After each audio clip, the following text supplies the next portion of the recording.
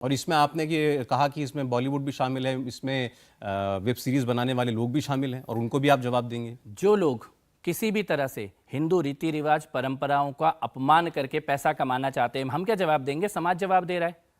अगर आप ये सोचते हैं कि आप हमको ही गाली दे के आप हमसे ही पैसा कमाओगे तो ऐसा तो नहीं चलेगा ना। अगर आपको पैसा कमाना है, मैं तो ये नहीं कह रहा कि आप हमारे बारे में बड़ाई करो, आप टच ही मत करो ना। आप मनोरंजन हो, मनोरंजन कीजिए और सारा देश उसका आनंद भी लेगा, आपको इज्जत भी दी है। उदाहरण दे सकते हैं आप ऐसा?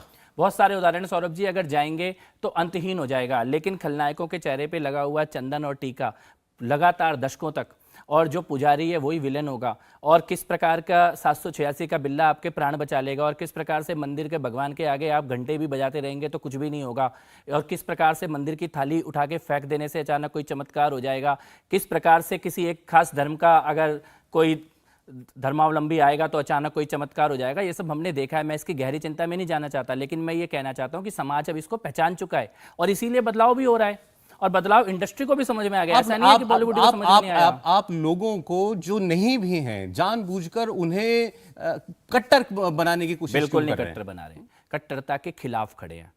कट्टरता वो थी जो एक खास धर्म के खिलाफ अभियान चलाया। अगर वो कट्टर है तो आप उसके जवाब में कट्टर लोग तैयार कर रहे हैं? बिल्कुल नहीं कट्टर लोग तैयार कर रहे हैं।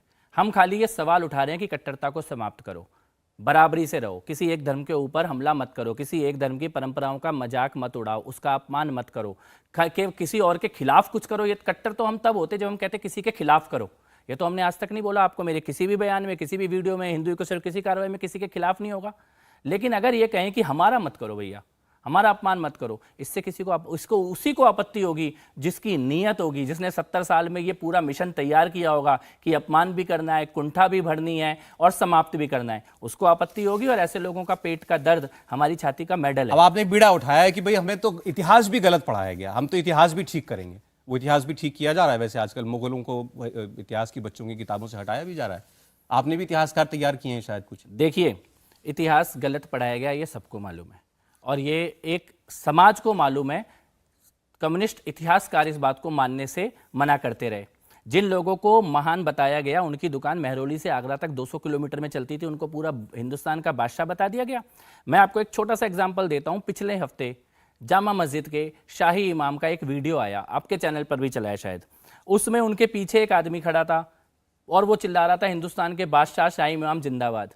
वो जो चमचा पिछले हफ्ते शाही इमाम के पीछे खड़े होकर हिंदुस्तान का बादशाह शाही इमाम जिंदाबाद चिल्ला रहा था, वैसे चमचों ने भारत के इतिहास की किताबों को लिखा है और उन्होंने पूरे भारत को मुगल सल्तनत बता दिया, पूरे भारत में मुगल साम्राज्य बता दिया, पूरी भारत के सारे इतिहास कला। कुछ तो लोग ये कहने लगे कि भारत में चावल बन रहा है, रोटी बन रही है, ये भी मुगलों के द्वारा ही लाया गया।